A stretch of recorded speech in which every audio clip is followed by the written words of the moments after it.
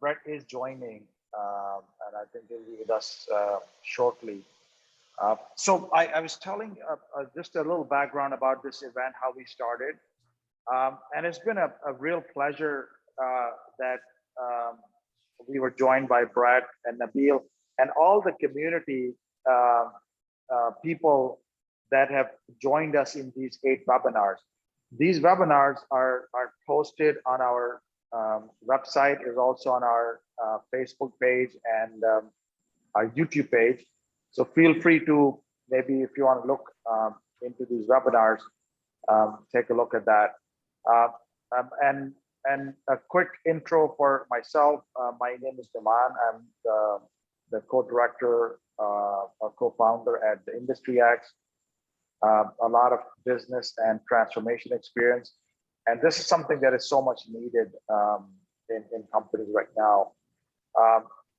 I'd like to maybe go to Brett so that he can introduce himself. Go ahead, Brett. Sure. So welcome everybody. And my name is Brett Vermette. I'm at General Motors. I'm the director responsible for our big data platform engineering and infrastructure, as well as our high performance compute and I'm a machine learning and artificial intelligence infrastructure environment. Oh, welcome, Brett. Thank you. And so just a little background about IndustryX. I'm just going to take it just a few minutes. Our whole focus for IndustryX is operational excellence. And this is what we do. This is what we are trying to do. And we want to foster this acceleration of OpEx using technology, prepare the workforce for the future, and promote innovation. Our main focus are these 4 pillars, which we call the pillars of IndustryX. Number 1 is we want to advance R&D, research, and solution development for those chronic problems that are faced, that are challenging the industry. That is our main focus. Because we have a lot of researchers, we have a big group of industry professionals who can tackle some of the problems that are maybe companies struggling with, those deep problems. So this is one of the key focus for us, and being a top research university, we are able to bring that value to companies. Number 2, our key focus is to deliver this environment where people can test ideas, where people can innovate ideas, where people can experience technologies. And this is what we call Autopod Digital Factory. We are on a journey to build this factory. We have some of the components that are already in place. We're looking for partners, companies who want to work with us. So this is a key pillar that we feel is going to be very beneficial for the region. A lot of R&D focused here as well. Number 3 is the workforce pillar, which is workforce development. We like to play our part. And the last one is thought leadership and bringing and promoting this thought leadership through programs like this and through other conferences as well. So this is just a brief overview of IndustryX, who we are, what we are trying to do, and we welcome everyone to be a part of this journey with us. And without further ado, I want to get right into this this webinar. What is data governance? Because data science and analytics is something that we all recognize. Oh, we need data science analytics. We need to do this work. And I think a lot of the companies have embarked on this journey. But then where's this governance is coming? Why do we need to govern this? And this is something which is a topic which is of great interest. And I think a lot of companies are catching up to this idea. So today we want to talk about this. So I want to start first with Brett. What is governance and why should we care about governance? Yeah, Norman, I really think about it as, as we kind of described here, it's a set of policies, process, tools, other, activities that are really designed to secure the quality of the supply chain that feeds your analytics practice, right? And, of course, coming from the auto industry, I tend to think in those terms, but, it's really, if data is the raw material, as we've talked about in our webinars, that feeds the data science and analytics practice, all of the insights that come from that. Data governance is about ensuring that that data is of good quality, is of good provenance, is secure and consistent so they can be used in the appropriate context to drive insights, right? Without that, one of two things happen in my mind.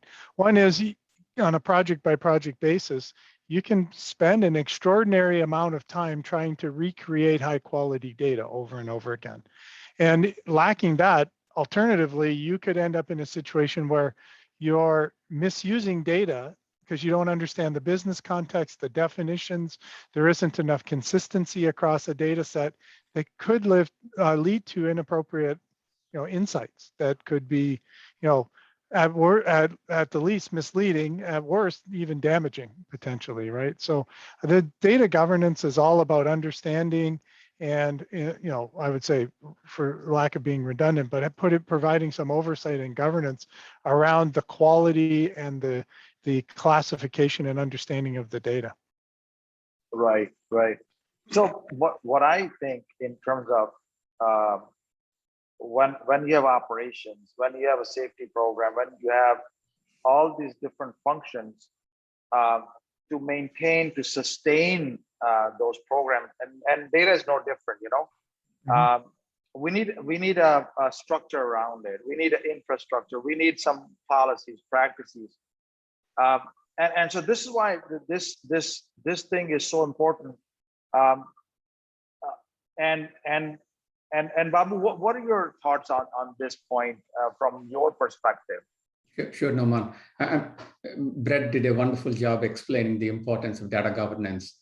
In simple terms, we know the importance of the hardware infrastructure that is necessary. We know the importance of having the right talent. So think of this as the soft infrastructure, the systems, policies, processes that are necessary to ensure that we are able to continuously leverage the data to drive business activity and do this effectively, do this consistently, facilitate continuous learning, things of its own.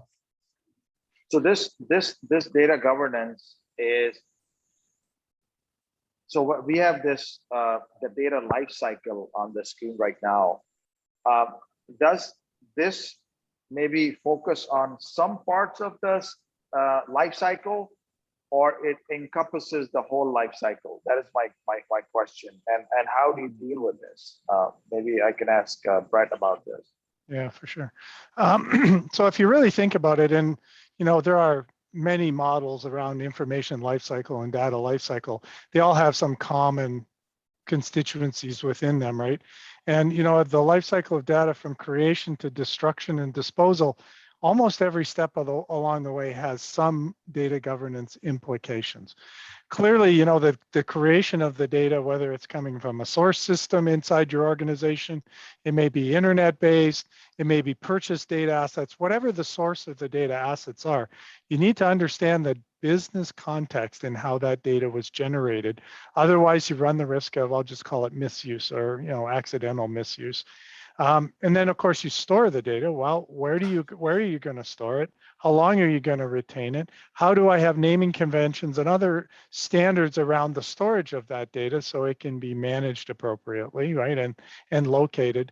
And these things actually, and I'll keep going on the life cycle, but these, as you think about these, at the scale that companies are now going to with our big data ecosystem and the concept of a data lake or a lake house and these emerging concepts, the scale of this is enormous, which adds even more pressure onto the notion of data governance. And we'll talk a little bit about some of the GM examples to demonstrate that later, right?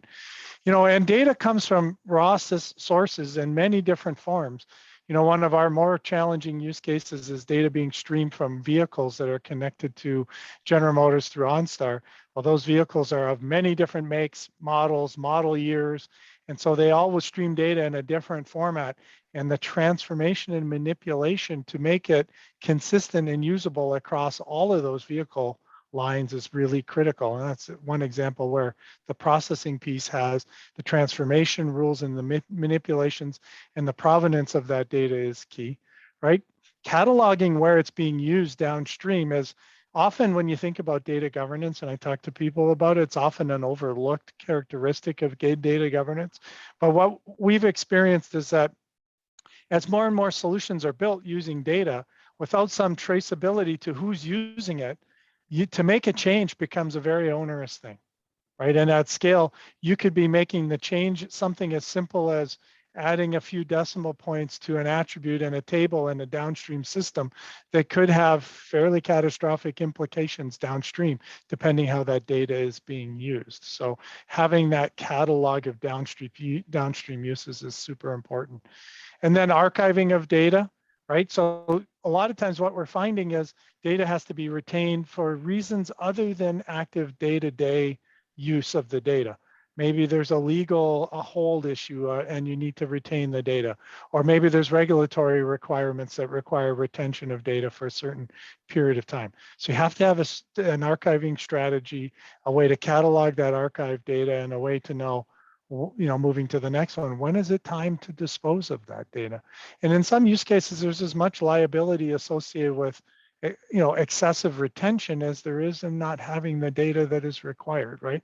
So having a sort of a robust full lifecycle approach to data governance will help build out something that can help you effectively manage your assets in the context of the business you're trying to operate. Okay. This is almost like, when looking at this cycle, is like when we design cars, it almost like the kind of this thing, like how do you envision, how do you create, how do you use? Very, very relevant conversation. One quick comment from me, Noman. Brett clearly outlined the importance of all these different facets. In many ways, what may not be very intuitive is this creation piece. If we don't do a good job of storing proper contextual data, contextual information for that data point, in the end, all this is not going to serve us well. So when we initially collect that information, how well do you capture that context so that we are able to fully exploit the value that is available within this data set? And we're going to talk about that in more detail in the next couple of slides. But so that is very, very important, just as important as, say, the security concerns and things of this sort. Makes sense. I think connecting that with the business is fundamental. If you don't have that the use of this data and how this connects with the business, then people lose the value, or people lose the interest through the rest of the cycle. It's a great point. But in terms of the enablers for the governance, what are the key enablers? Brett, maybe you might want to talk about this. What are the key enablers, and what are the key dimensions of this effective data governance? And let's start with the key dimensions, right? And just to add some color around the bullet points that are here, we talked about it, right? The outcome of any analytics solution or data science project is directly proportional to the quality of the data that's being used, right? The old adage of garbage in and garbage out couldn't apply more than in this particular case. And in fact, I probably said this in a previous webinar, but I do sort of use often the analogy that analytics can be a sharp-edged tool. In the right hands, it can be very useful. It's like a scalpel, right? Put it in the hands of a surgeon and it can be very useful to solve a problem.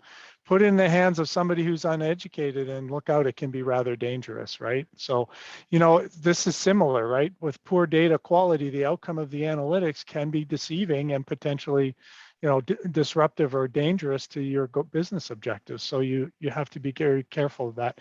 And then the idea of ownership is really, if you're monitoring and managing your data quality, it's inevitable that you will detect some anomalies, right? Just it's going to happen, whether it's from a back-end source change, a code change in an application, the addition of new data. There's, it's a constantly evolving environment. Ownership is all about who is responsible for resolving those data quality issues once they're identified. And sometimes that can be a fairly significant amount of work. It's not just about the technical attributes, but if new data surfaces into the organization, how do you want to put it in the business context? And that can be an important conversation that has to take place. Promoting usage. Okay, so you have pristine data assets that we all strive to have.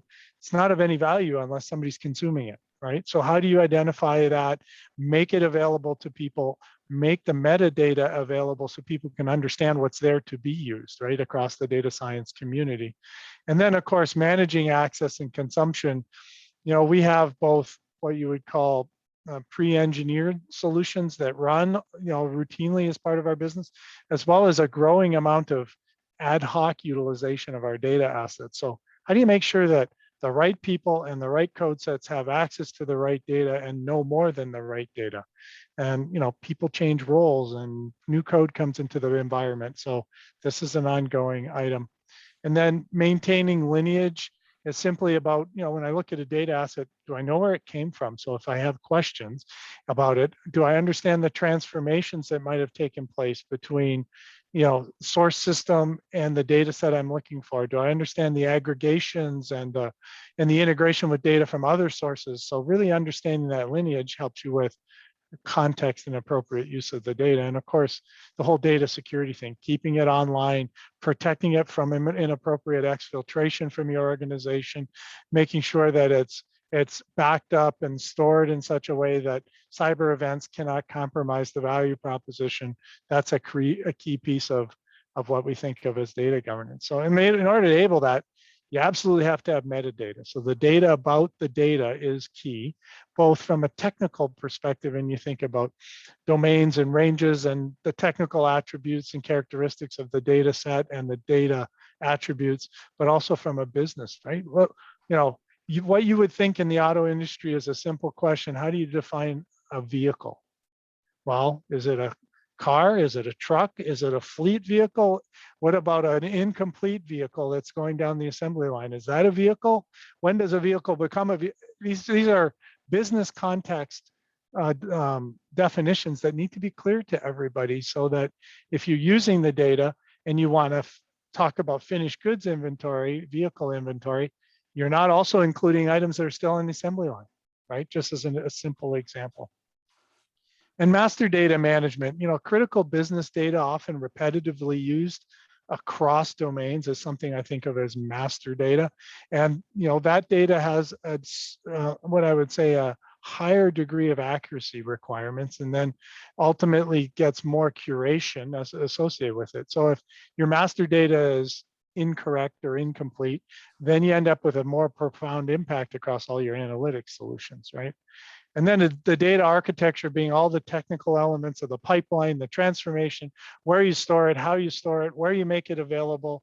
Is it available, inside your firewall, outside your firewall? All of those technical considerations have to be robust in order to ensure the availability and security of the data.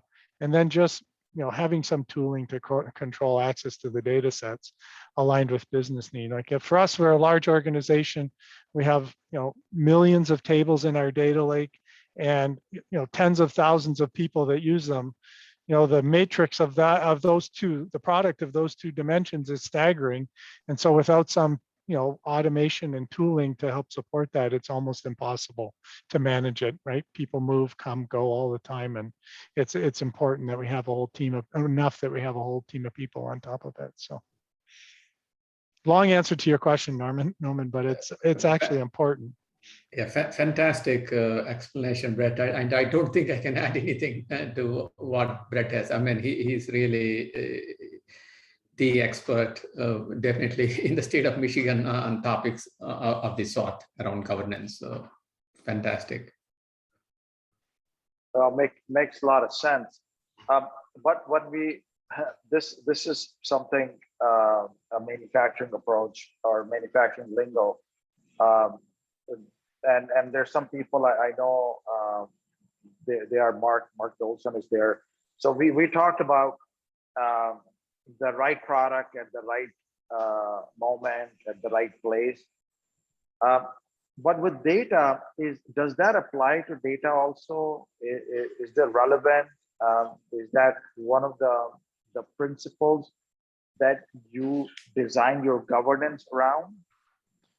You know, I do think those are very relevant concepts, right? And it's interesting how there are so many parallels between just the manufacturing supply chain, or, you know, in our business at least, and the whole data supply chain and how you manage it. But, you know, the right data to me means, you know, it's of good quality. The data that people need is available. It's reliable and stable. It's updated on in a timely manner. So having that correct data, it seems rather intuitive that that's necessary for any sort of successful data science or analytics program. Having the data in the right place really means, okay, how do you put it, and whether you think of it in terms of physical locality or, you know, availability, how do you make it available to people in a manner in which they can readily access it, right? Very, very large data sets, you know, you're probably not going to want people pulling them down to their laptops. And, you know, that whole distributed data architecture brings a lot of security and governance concerns with it as well. But you also say, okay, what data do you want to make available to outside entities, maybe your supplier community or other partners that you may share data with and so forth. So it has to be in a place, you know, technically where it's accessible, right? And having the data available at the right time, you know, it depends on the data set, of course, that you're referring to, but the timeliness of that data and the updates to that data set are critical. If it's data that's on the, you know, it's intended to represent, I'll give you a, you know, a use case we'll talk about, but real-time streaming location data from vehicles, and people count on that, real-time nature of that data set, and then you update it once a week, it's not that helpful, right? And so it has to be timely based on the context of how it's being used. And of course, the right people need access to it, and you need to protect sensitive customer data and other, you know, company sensitive data so that only the right people that have a business need can access that data. So, you know, there's a lot of considerations there. And, you know, some of the key principles around this, you know, the usability of your data is really only as good as the quality of your metadata, especially at large scale. Because if people can't understand what they're looking at, it's going to be misused, or you run the risk of misuse, right? The more integrated your data is across functional silos or functional domains, generally the more high value will be generated from that data. So, you know, a data set about vehicles is interesting. A data set about vehicles integrated with customer information becomes more interesting. And then take that data and integrate it with market trends, and it becomes even more interesting. And the value just kind of increases with each integration point. So we firmly believe that, you know, the data, it needs to be integrated to extract all of the value potential from it. Data curation is an interesting thing. We'll talk a little bit more about an example, but, you know, we were thinking about it as being inversely proportional to the level of expertise that the consumers of the data really have, right? So the more highly technical, the more highly sophisticated a data scientist is on the continuum from, you know, data users, you know, citizen data scientists to data scientists and analytics users, the more advanced they are, the less likely they need heavy curation to make use of the data. And in many cases, they're actually interested in data that might not be part of your heavily curated data set, just as part of a new use case to innovate and to find new value to be extracted, right? So be more inclined to use the raw data. Now, when you look at access management, it's a really interesting thing, you know, at scale. So we have 3.5 million tables in our data lake. You have to move to some sort of a scalable approach to be able to manage that access. So we've adopted an entitlements-based approach to that. That said, there's some generally benign data that anybody inside the company can have. And examples might be a list of all the plants and all of the GM, you know, office locations around the world. You know, if you work at GM, that's relatively benign data, you can use that, right? Then you think about the next level, which becomes a little more restrictive, departmental entitlements. So if you work in the production planning department for one of the plants, maybe you're entitled to see, production schedules for the vehicle that you manufacture in that plant. But not everybody in the plant needs that. And if you're not in that department, in that role, you certainly don't need that, right? So we base the access policies around that entitlement. So a group of people that would be called, for example, production planners, may have access to that production planning schedule information, but nobody else.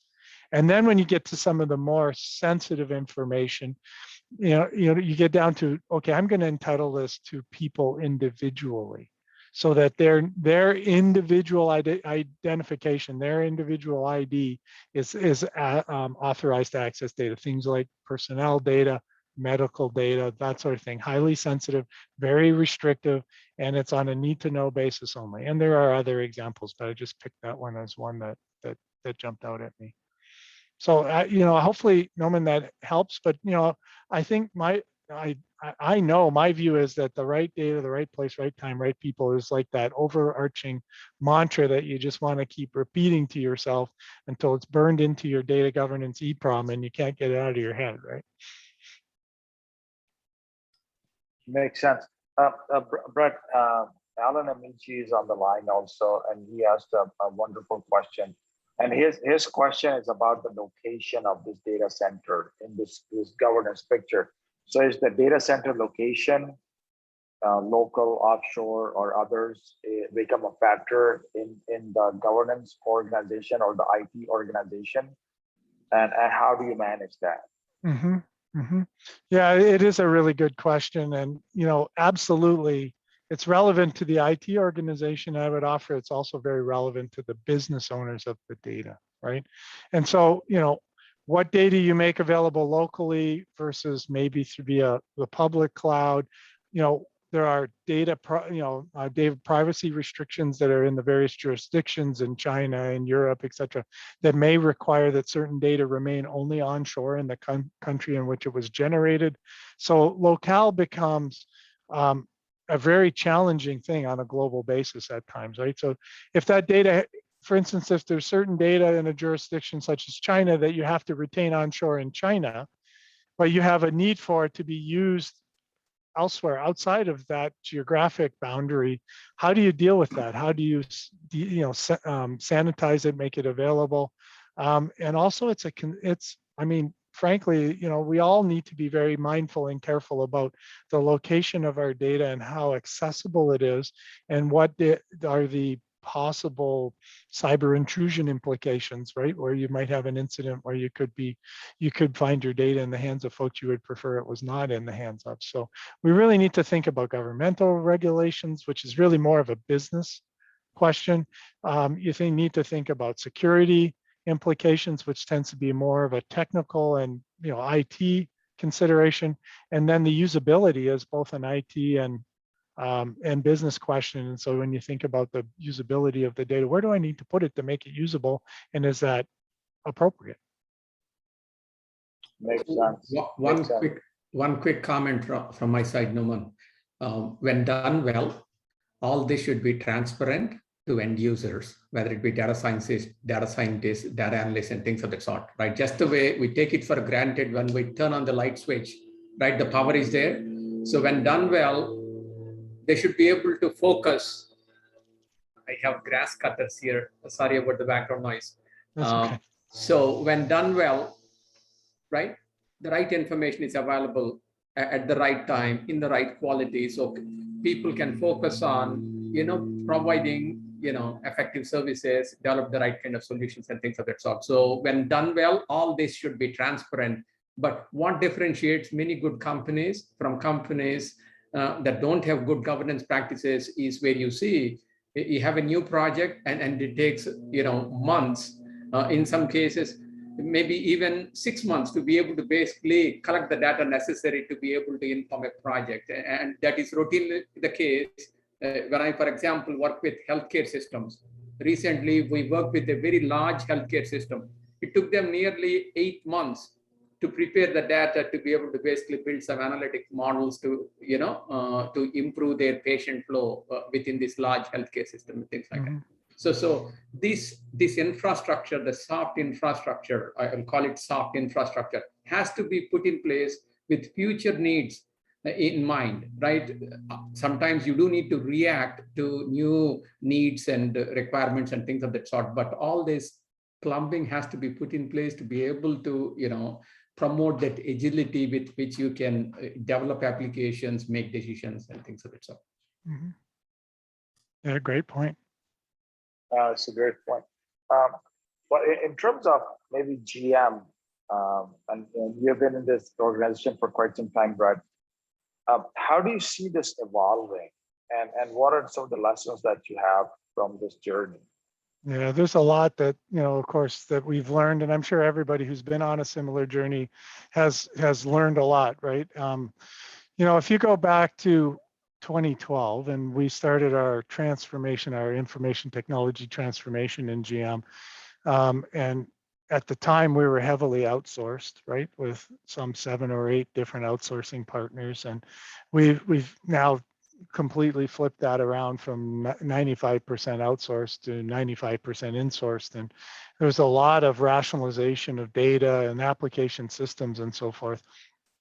We launched our enterprise data warehousing program at that point, is what we called it. We don't think of it that way anymore. It's a little bit different, but really what we were thinking of at the time, and this is one of our significant learnings, is that in order for data to be of good quality and usable for the analytics community, it needs to be heavily integrated and heavily curated.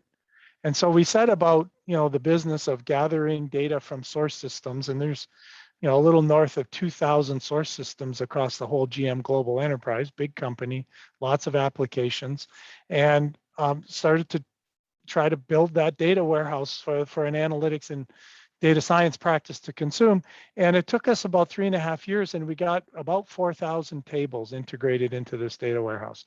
And it was a lot of heavy lifting. It was inefficient, it was tedious.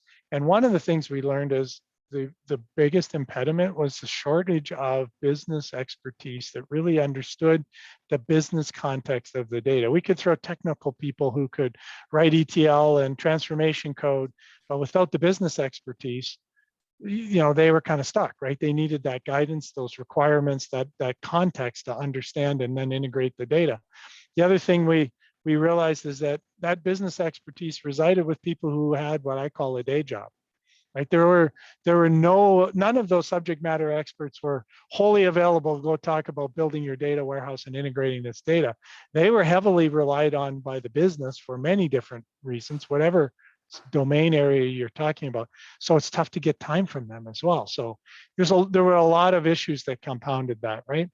And so, it was about 3 years ago, we really took a look and said, okay, we're not feeding the machine, right? The analytics community was growing. The raw material was in short supply, kind of like our integrated circuit chipsets that we're all dying to get our hands on these days. And so the machine was not functioning efficiently. And I think, to the point Dr. Chinna made a minute ago, gathering that data, the hunting and gathering effort was staggering when we started to take a look at case by case, project by project, the amount of time that was, invested just to trying to acquire data. And one of the things we found was that by the time you spend the 3, 4, 5, 6 months gathering the data, it's out of date. And so you're in this vicious loop where you can never really catch up, right? So we shifted our orientation and went to what we call our hyper ingest program. And that was where we were bringing the raw data, co-locating it into the data lake. And we think of it as a data lake as opposed to a data warehouse. There's a subtle difference, but it's kind of profound when you dig under the covers. And now we have 3.5 million tables included in the data lake. I don't even want to think about how long that would have taken at about 1,000 tables per year, right? And so, that reduced the hunting and gathering effort. Now that also increased the importance and the effort associated with managing and governing all of those data assets in the data lake. You need to understand what they are, where they are, who should have access, et cetera, right? But really, we let the consumption use cases then drive the integration and heavy curation. So, if you have a need for a certain data asset, our data engineering team would build that data asset from the raw data, but it was done on a case-by-case basis, prioritized by business value, basically, right? And so avoiding the hunting and gathering efforts really did accelerate our innovation, took a lot of the time. And now if it's not going to take you 6 months to go find all of the data on a subject area like part contracts or whatever subject area, and you can get down to the fact of just getting authorized to have access to the data and then begin to use it, right? And then the other thing is that there are certain subjects that are highly reusable across the scope of analytics and data science practice. So in our business, things like customer, part, vehicle, supplier. So the data engineering team has built what we call enterprise data assets, which are heavily curated data sets that bring data into that. Those are always being extended and modified, and they work out of a backlog and say, based on business drivers, okay, what's the next extension of customer? What additional data do we need to bring in? And so those things are evolving and will continue to evolve. And you don't see that much volatility in the number of enterprise data assets, but the breadth of the data, the breadth and depth of the data included does change fairly quickly and fairly routinely. And then, of course, maintaining rigorous control around who gets access to what, especially with this co-location strategy, making sure that people have access only to the assets in that environment that they are entitled to and have a business need to access is of critical importance, right? Hopefully that gives some concept. I mean, this was, we bumped our head a bunch of times, right? But I would say, the value is in getting started, and then the learnings will come along the way. If you wait to sort it all out with a high degree of confidence and precision, you're just going to leave a lot of value on the table over time, because it's going to take a long time, right? I know I agree with you, but it's an evolving process. Babu, from your experience in other companies also, what are your experiences and how do you see this governance evolving in the industry in general? My experience in working with more established firms around us, Norman, is that most companies did not have a good handle on all this until recently. GM being one of the largest multinational firm, and here is Brett talking about starting these initiatives around 2012 to basically build this soft infrastructure, right, to empower the growing data science organizations within the firm. If you go to many companies like GM, that's what I have seen. They simply did not have, first of all, data pipelines were lacking, right? They did not have the right kind of information to be able to understand. For example, everybody is talking about now supply network resilience, right?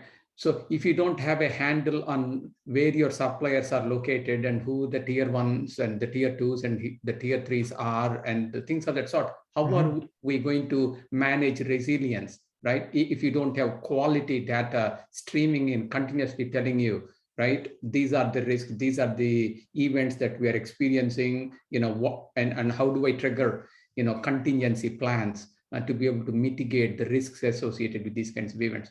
So what I have seen is that most companies still don't have a good handle on this. And some companies have a gold mine because they have great data, but they have not integrated these data sets in forms that would allow the firm to leverage it to basically drive operational excellence.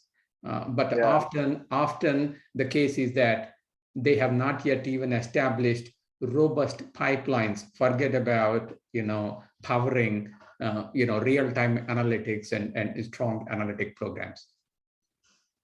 And I think that's a good point. But I just want to bring something from my experience, that the governance or sustainability or building a discipline and a structure, that's the most difficult part.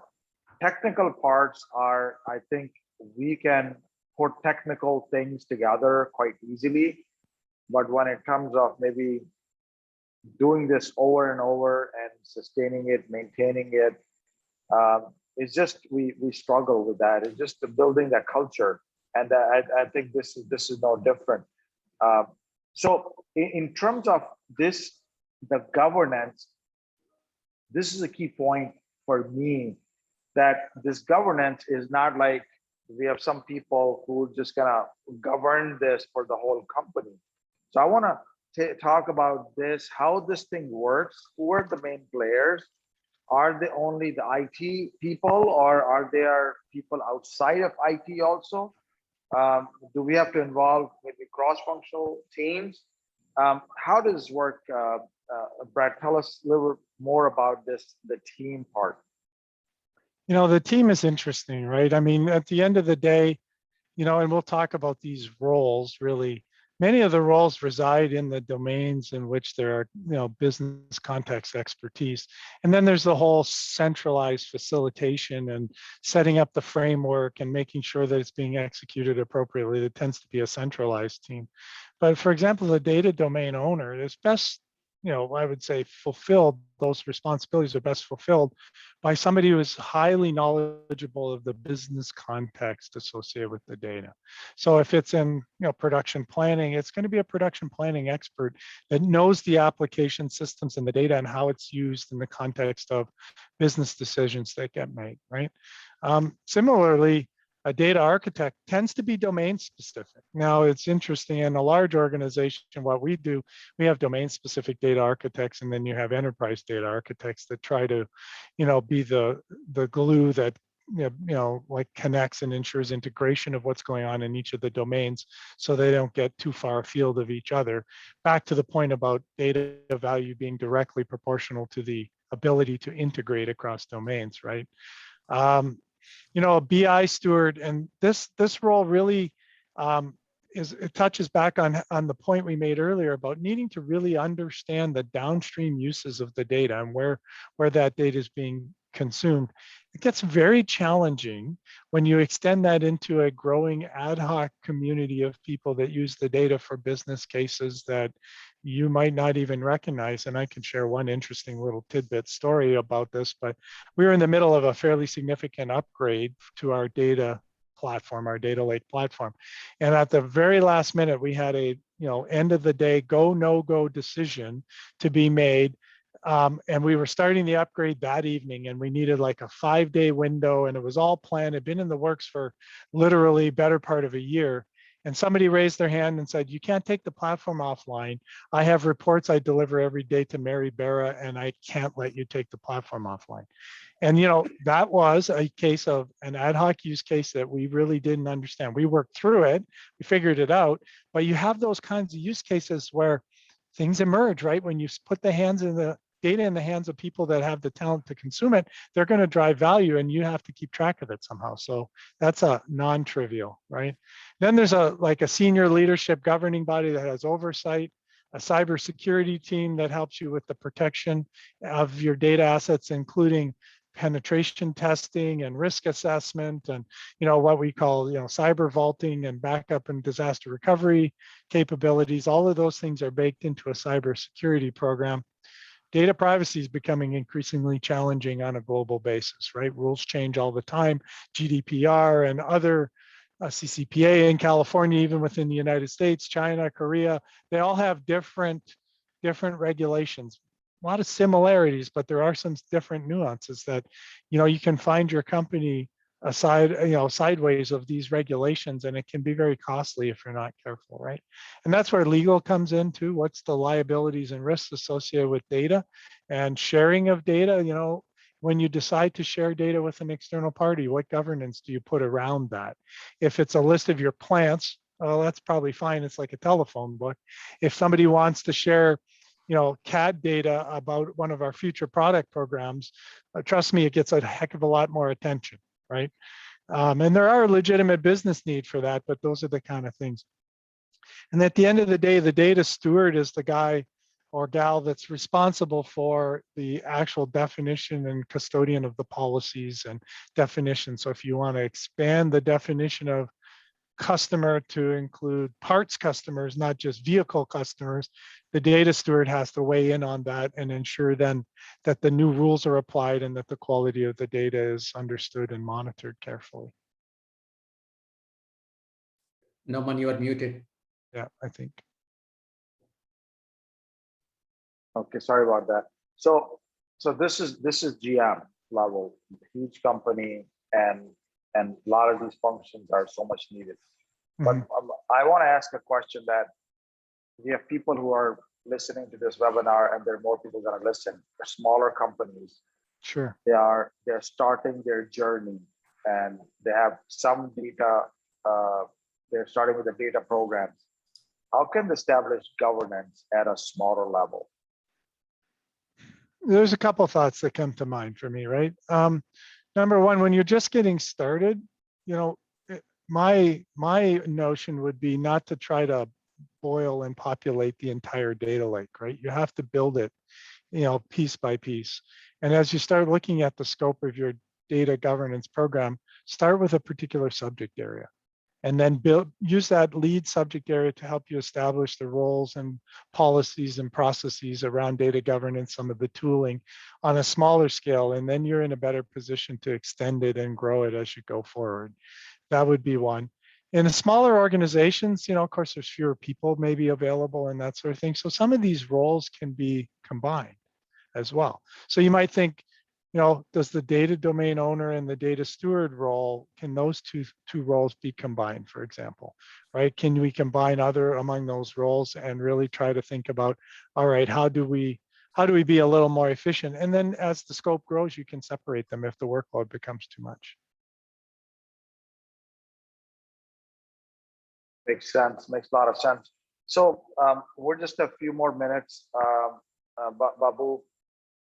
What are the key takeaways that you take from this discussion?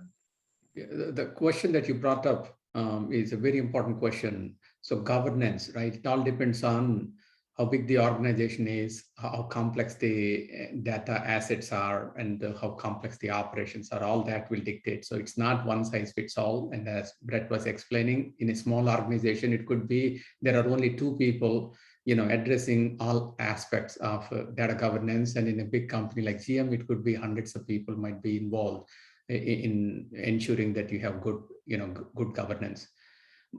So data governance is a necessity. In particular, think of it as the soft infrastructure. I'll go back to my example. When I turn on the light switch, I don't think for a second whether the bulb will come on or not. I take it for granted, right? So in this day and age where digital disruption is all around us, right? And no industry seems to be immune, right? The ability to make proper decisions at the right time, at the right speed is extremely important. And data governance is a prerequisite. Without the proper data governance, we are not going to be able to basically compete on efficiency and on operational excellence. And I agree. Yeah, I agree. maybe Brett to touch on some other points. Yeah, and Norman, and Dr. Chairman, we talked about a number of the different dimensions in some depth, you know, as we're going through this conversation. I think the thing that stands out to me is probably that middle bullet or third bullet, right? It is a cultural change. And frankly, my experience has been is that while technology change can be complicated, right? And especially at scale when you're trying to understand millions of tables. I think somebody told me we have 40 million different columns worth of data. It's almost insurmountable for a person to wrap their head, but that's at GM scale. But the thing that I found more challenging than the technical side is the human change management side, right? The cultural side, the behavioral side, and really people recognizing the importance of why we want to do data governance can be perceived as heavy-handed bureaucracy if you're not careful. So it's important to understand the value proposition that goes with it and help the team to understand, and that'll drive alignment, which will help with the change management implications of it. And it's a journey, right? It's a journey, and you need to recognize it's a journey from the get-go, right? Yes. So it's not you do it once and you're done, right? You're going to continuously learn and continuously adapt as technology changes, as the business needs change. Exactly. I fully agree. So as we come to an end, and like I said at the start of this program, this is a milestone session, last session of this series. We're just going to take a pause here on this topic, and we may come up with some more ideas. But take a look at on the screen the 8 programs that we have done, and these kind of covers all aspects of putting a data science and analytics program at your company, starting from the need to the strategy to infrastructure and all the different elements, organization. Today we covered the data governance. But I want to thank Brett Verman for being part of this. He brought a great value throughout the programs. So a great thanks to Brett for sharing his insights with us. And Nabil, who's not with us today in this program. Again, wonderful, wonderful guy, and brought so much value to this program, so much real life experience to these programs that we can't thank enough these 2 people. So thank you very much, Brett and Nabil.